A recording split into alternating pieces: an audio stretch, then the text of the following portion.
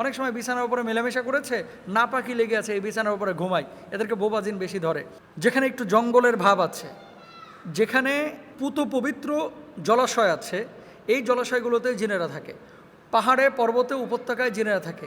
বাড়ির এমন কোনো স্থান যেখানে আপনার অপবিত্র কোনো কিছু আছে, সেখানে বদজিন থাকে। জিনের খাবার সম্পর্কে বলা হয়েছে, তারা মানুষের ফেলে দেওয়া খাবার খায়, এছাড়া হাড়, গোবর ইত্যাদি খায়। জিনকে বানানো হয়েছে কী দিয়ে? ওয়াল জান্না খলাকনাহু মিন ক্বাবলি মিন নারিস সামুম। জিনকে বানানো হয়েছে লু আগুন দিয়ে। আগুন যখন আপনারা জ্বালান, আগুনের উপরে দেখবেন একটা সাদা অংশ, আবরণ। মোমবাতি জ্বালাবেন, ম্যাচের কাঠি জ্বালাবেন, জ্বালানোর পরে দেখবেন আগুনের একটা অংশ হচ্ছে হলুদ, আর একটা অংশ হচ্ছে সাদা, মানে যেখান থেকে ধোঁয়া ওঠে এই ধোঁয়ার নিচের অংশটা সাদা। এইরকম একটা অংশ থেকে আল্লাহ সুবহানাহু ওয়া তাআলা জিনকে বানিয়েছে। অনেক দিন আগে আপনার একটা লেকচারে শুনেছিলাম, কিন্তু ভুলে গেছি যে জিনদের স্থান, থাকার স্থান কোথায় কোথায়। আপনি যদি বিষয়টা বলতেন তাহলে সতর্কতা অবলম্বন করতাম এবং সচেতন হতাম। আশা করি আমার প্রশ্নের জবাব দেবেন। মন্টু মিয়া, আপনি আসলে যে প্রশ্নটি করেছেন, এই প্রশ্নটির জবাব আমি দিব যে বাড়ির আশপাশে অথবা উপত্যকায় বা কোন স্থানে আসলে জিন থাকে আর কোন স্থানে জিন থাকে না, এই বিষয়টা নিয়ে মূলত আপনি হাইলাইট করতে চেয়েছেন। আসলে এই বিষয়টা নিয়ে প্রায় 7-8 বছর আগে আমি আলোচনা করেছিলাম। এরপরে মনে হয় 2-1 বার আলোচনা করেছি। তো উনি তো নিজেও বলছে, আগে শুনেছিলেন। প্রথমত হচ্ছে, জিন জাতিকে অস্বীকারের কোনো সুযোগ না, আমি আগেও বলেছি, এখনও আবার বলতেছি। তবে হ্যাঁ, পরিভূত বলতে আসলে কিছু নাই, জিন আছে। জিনের ব্যাপারে 1-2টা আয়াত না, 57টা আয়াতে আল্লাহ সুবহানাহু ওয়া তাআলা পবিত্র কোরআনুল কারিমে কথা বলেছেন। 57টা আয়াত। নামাজের কথা বলা হয়েছে 82 বার, পরোক্ষ প্রত্যক্ষভাবে জিনের কথা বলা হয়েছে 57 বার। এবং শুধু তাই নয়, জিন জাতিকে নিয়ে জিন সূরায়ে জিন নামে আল্লাহ তাআলা একটা স্বতন্ত্র সূরা নাজিল করে দিয়েছেন। সুবহানাল্লাহ। তো আপনার জিনদের ব্যাপারে রাসূল আকরাম সাল্লাল্লাহু আলাইহি ওয়াসাল্লামের কাছে সরাসরি জিনদের সাক্ষাৎ হয়েছে, এর আগেও আলোচনা করেছি, প্রায় 6 বার। এবং জিনরা রাসূল আকরাম সাল্লাল্লাহু আলাইহি ওয়াসাল্লামের প্রতি ঈমান এনেছেন, আল্লাহর প্রতি ঈমান এনেছেন। নবীজি কোরআন তেলাওয়াত করেছেন, জিনেরা এই কোরআন তেলাওয়াত শুনেছেন এবং নীরবে শুনেছেন। আলহামদুলিল্লাহ বলেন না? নীরবে শুনেছেন। কিন্তু আমাদের বাংলাদেশে অনেকে আমরা কোরআন তেলাওয়াত করি, কোরআন তেলাওয়াত শোনা যায়, নীরবে শুনি না। কোথায় থাকে জিনেরা, কি খায়? এই কৌতূহলটা আমাদের অনেকেরই আছে। জিনদের আবাস মূলত রাসূল আকরাম সাল্লাল্লাহু আলাইহি ওয়াসাল্লামের ভাষ্য থেকে বোঝা যায় উপত্যকায়, যেখানে একটু জঙ্গলের ভাব আছে, যেখানে পুত পবিত্র জলাশয় আছে, এই জলাশয়গুলোতে জিনেরা থাকে। পাহাড়ে, পর্বতে, উপত্যকায় জিনেরা থাকে। বাড়ির এমন কোনো স্থান যেখানে আপনার অপবিত্র কোনো কিছু আছে, সেখানে বদজিন থাকে।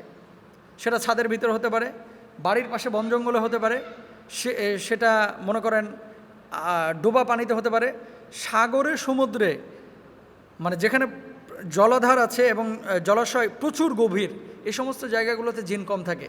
কিন্তু সাধারণ ডোবা, যেখানে মানুষ হাঁটা চলাচল করতে পারে, এই জায়গাগুলো জিনদের আদর্শ জায়গা। জাবের ইবনে আব্দুল্লাহ রাদিয়াল্লাহু তাআলা আনহু থেকে বর্ণিত, রাসূল আকরাম সাল্লাল্লাহু আলাইহি ওয়াসাল্লাম বলেছেন, যখন রাত নামে তোমাদের সন্তানদেরকে ঘরের বাইরে যেতে বারণ করো, কারণ শয়তান এই সময় বের হয়। 1 ঘন্টা পার হলে সন্তানদের যেতে দিও এবং আল্লাহর নাম নিয়ে ঘরের দরজাগুলো বন্ধ করো, কারণ শয়তান বন্ধ দরজা খুলতে পারে না। তারপর আল্লাহর নাম নিয়ে পানির পাত্রের মুখ বন্ধ করো, এরপর আল্লাহর নাম নিয়ে খাবারের পাত্রগুলো ঢেকে রাখো।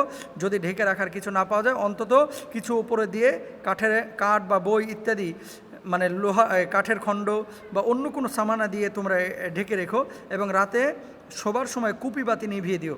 শেখ বিন বাজ রহিমাহুল্লাহকে জিজ্ঞেস করা হলো, বেসিনে গরম পানি ঢাললে কি জিনদের সমস্যা হয়? শেখ বিন বাজ রহিমাহুল্লাহকে জিজ্ঞেস করা হয়েছিল। দেখেন, তো তিনি জবাব দিয়েছিলেন কি, হ্যাঁ, গরম পানি মানুষকে কি দিয়ে বানানো হয়েছে? মাটি থেকে বানানো হয়েছে। মাটি দিয়ে যদি মানুষকে আঘাত করা হয়, মানুষ কিন্তু ব্যথা পায়। জিনকে বানানো হয়েছে কি দিয়ে? ওয়াল জান্না খলাকনাহু মিন ক্বাবলি মিন নারিস সামুম। জিনকে বানানো হয়েছে লু আগুন দিয়ে। আগুন যখন আপনারা জ্বালান, আগুনের উপরে দেখবেন একটা সাদা অংশ, আবরণ। মোমবাতি জ্বালাবেন, ম্যাচের কাঠি জ্বালাবেন, জ্বালানোর পরে দেখবেন আগুনের একটা অংশ হচ্ছে হলুদ, আর একটা অংশ হচ্ছে সাদা, মানে যেখান থেকে ধোঁয়া ওঠে এই ধোঁয়ার নিচের অংশটা সাদা। এইরকম একটা অংশ থেকে আল্লাহ সুবহানাহু ওয়া তাআলা জিনকে বানিয়েছেন। জিন জাতি কিন্তু আগুনকে ভয় পায় এবং তারা আঘাত পায়। মানুষ যেমন আগুনে আঘাত পায়, জিনেরাও কিন্তু আগুনে আঘাত পায়। বিন বাজ রহিমাহুল্লাহ তিনি বলেছিলেন যে গরম পানিতে এদের কষ্ট হয় এবং এই গরম পানির কারণে তারা ক্ষতির সম্মুখীন হয়। তো জিন, রসুল আকরাম সাল্লাল্লাহু আলাইহি ওয়াসাল্লাম আরেকটি হাদিস আবু হুরায়রা রাদিয়াল্লাহু তাআলা আনহু থেকে বর্ণিত, প্রতি রাতে খেজুর চুরির যে ঘটনাটি অনেক দিন আগে আমি আলোচনা করেছিলাম, এবং সেখানে তাকে পাকড়াও করা হয়েছিল, সাহাবী ধরেছিলেন, পরবর্তীতে বলেছিল যে আমি আর আসবো না, আমাকে তুমি যদি আয়াতুল কুরসি পড়ো তাহলে আমি আর এখানে ঢুকতেই পারবো না। নবীজি বলেছিলেন যে সে সত্য বলেছে, সেও তো মূলত ছিল জিন শয়তান। আয়াতুল কুরসির যে ঘটনাটি, এই জন্য প্রতি রাত্রে যখন ঘুমাবেন আয়াতুল কুরসি পড়ে ঘুমাবেন, জিন আপনার কোনো ক্ষতি করতে পারবে না। তারপর আবু সাঈদ খুদরি রাদিয়াল্লাহু তাআলা আনহু থেকে বর্ণিত, রাসূল আকরাম সাল্লাল্লাহু আলাইহি ওয়াসাল্লাম বলেছেন, মদিনার কিছু সংখ্যক জিন মুসলমান হয়েছে, এদেরকে প্রাণী হিসেবে যদি কেউ দেখো তাহলে 3 বার সাবধান করবে, তারপরেও আবার এলে সেই প্রাণীকে হত্যা করবে। সহিহ মুসলিমের হাদিস। জিনের খাবার সম্পর্কে বলা হয়েছে তারা মানুষের ফেলে দেওয়া খাবার খায়, এছাড়া হাড়, গোবর ইত্যাদি খায়। হাদিসে বলা হয়েছে, আবু হুরায়রা রাদিয়াল্লাহু তাআলা আনহু থেকে বর্ণিত, রাসূল আকরাম সাল্লাল্লাহু আলাইহি ওয়াসাল্লাম বলেছেন, হাড় এবং গোবর জিনদের খাবার। তারপরে নসিবাইন শহরের জিনদের একদল আমার সাথে দেখা করতে আসে, কত বিনয়ী ছিল তারা। আমার কাছে মানুষের খাবারের উচ্ছিষ্ট সম্পর্কে জানতে চাই। আমি আল্লাহর কাছে প্রার্থনা করি যে তারা এমন কোনো হাড় কিংবা গোবর অতিক্রম করবে না যা তাদের জন্য খাবার না হয়ে যাবে। আব্দুল্লাহ ইবনে মাসউদ রাদিয়াল্লাহু তাআলা আনহু থেকেও বর্ণিত আছে, রাসূল আকরাম সাল্লাল্লাহু আলাইহি ওয়াসাল্লাম বলেছেন, জিনদের একজন আমাকে একদিন ডাকলে আমি তার সাথে যাই, সেখানে আরও জিন ছিল এবং আমি তাদের জন্য পবিত্র কোরআন পাঠ করি। রাসূল আকরাম সাল্লাল্লাহু আলাইহি ওয়াসাল্লাম বলেছেন, তার মানে কি জিনদের খাবার হাড্ডি, এই হাড্ডিগুলো একটা নির্দিষ্ট স্থানে আপনারা যদি ফেলে দেন, এই হাড্ডিগুলো থেকে তারা কিন্তু খাবার গ্রহণ করে, উচ্ছিষ্ট থেকে তারা কিন্তু খাবার গ্রহণ করে।